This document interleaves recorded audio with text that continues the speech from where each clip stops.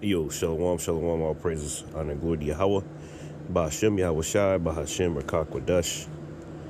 Just another news and prophecy. Going through this Twitter. Look at that, breaking New York City Hall converted into what it looks like a makeshift mosque when Mayor Mamandi came to visit. They partying, check it out, yep. Allah Akbar, right? You want to make some of that?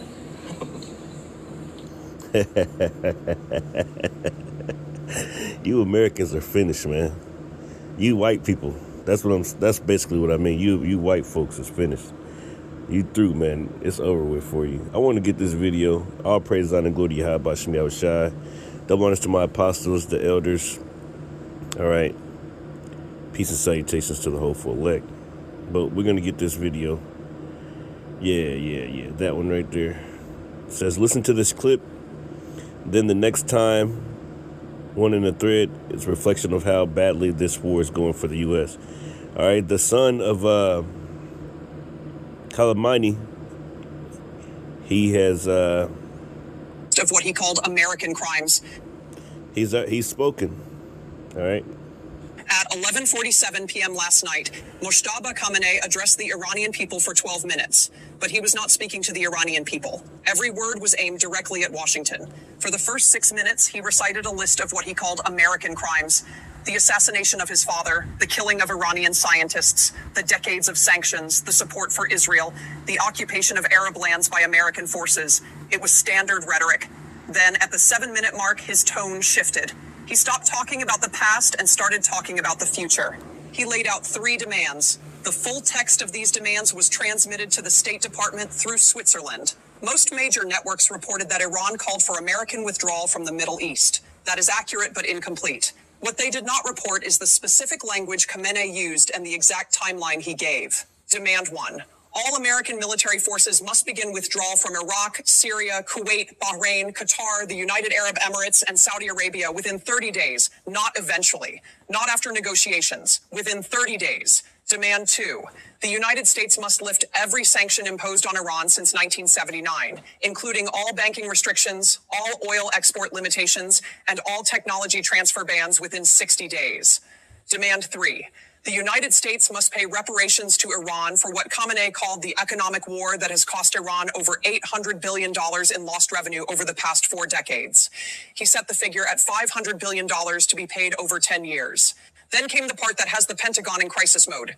Khamenei said if these demands are not met, Iran will take 3 specific actions. Action 1. Iran will close the Strait of Hormuz to all commercial shipping effective immediately upon the expiration of the 30-day deadline. Action 2. Iran will activate what he called defensive military partnerships with Russia and China, including the possibility of foreign military bases on Iranian soil. Action 3. Iran will exercise its right under international law to develop and deploy a full-spectrum nuclear deterrent capability. He did not say Iran would pursue a nuclear weapon. He said Iran would deploy one. That language matters. It suggests they already have it.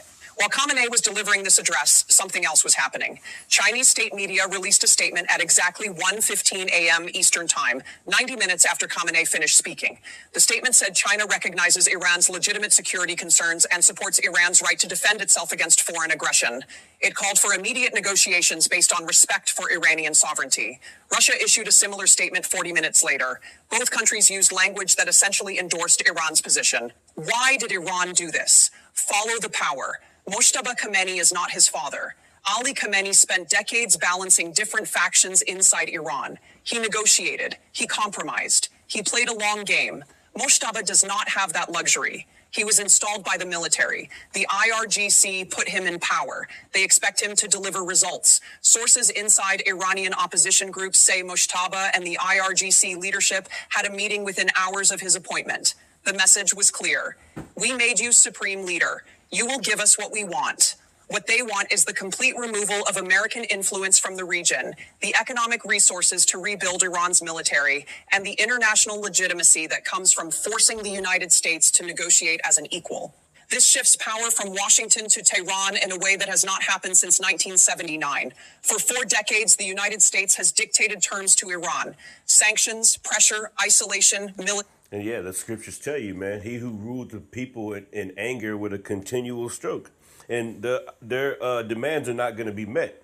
All right, you're talking to the white man here, buddy. All right, the white man is the most proudest man on the earth, and he's the #1 terrorist in the whole land, on the whole earth, man. All right, this man is setting traps. All right, while you're in a meeting, all right, while you're negotiating with him, he's setting traps. He wants to destroy everybody, man. All right, he don't want no brown man around. He just want to be white, a whole white world, white man's world, man. A Tupac. All right, this devil will not negotiate fairly. The scriptures tell you, man, never trust thine enemy. Isaiah 14, and my point is in 6, right? It says, he who smote the people in wrath with a continual stroke, he that ruled the nations in anger is persecuted and none hindereth. All right, when this devil goes down, even the trees are going to rejoice, man. So you can't be negotiating with this cracker devil, man. The whole earth is at rest. Whenever the white man goes out of rulership and the Lord comes and destroys these devils, man. The whole world is at rest and it's quiet. They break forth into singing. Yeah, the fir trees rejoice at thee, and the cedars of Lebanon, saying, since thou art laid down, no feller has come up against us. Hell from beneath is moved to meet thee at thy coming. And that's what's happening right now. Hell from beneath is moved to meet thee at thy coming, white man. It stirreth up the dead for thee, white man. Even all the chief ones of the earth, it have raised up from their thrones all the kings of the nations.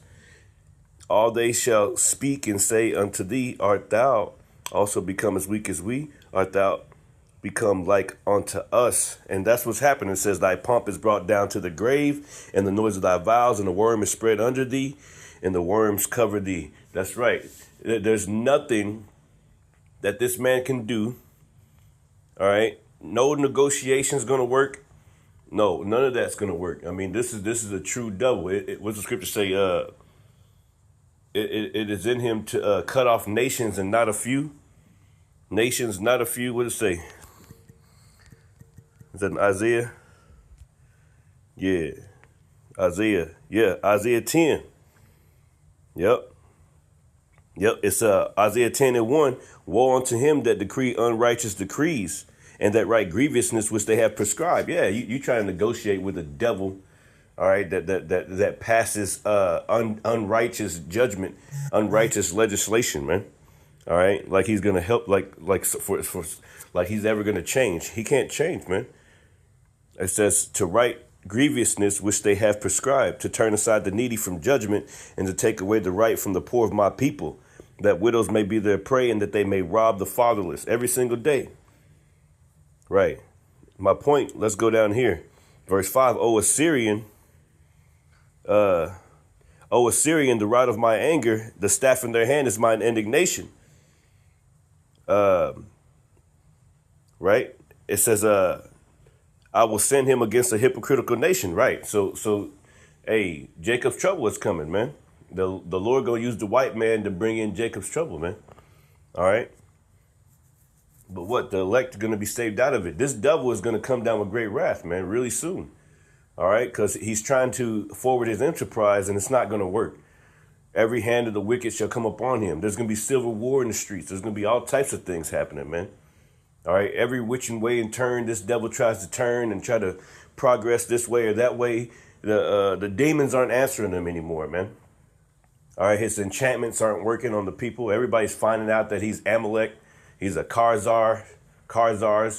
They're still trying to hide and bring up the scriptures, calling the Iranians Amalek. You're fucking raging right now, man. Well, the scriptures say, Psalms chapter 2. All right, you totally raging. You're out of control, white man. Yeah, it says, and against the people of my wrath will I give him a charge to take the spoil and to take the prey and to tread them down like the mire of the streets. And that's what's going to happen in Jacob's trouble. Howbeit he meaneth not so, neither doeth his heart think so, because it's in him. It says, but it is in his heart to destroy and to cut off nations, not a few. Right. It's in his heart. The Lord made him that way. He can't even help it. This is who he is. This is who he is. He loves it. This is how he lives. What I wanted to get? I wanted to get something. I forget what it was.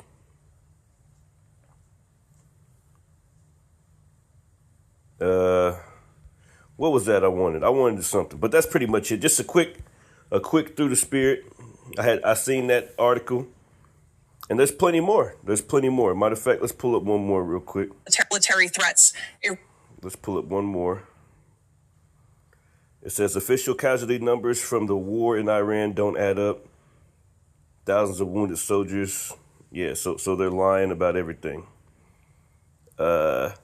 Israel's nuclear secrets exposed after devastating attack on Dimona. We don't have to get any more. But pretty much, yeah. Yeah, Pam Bondi. Yeah, these crackers are trying to run and go hide now, you see.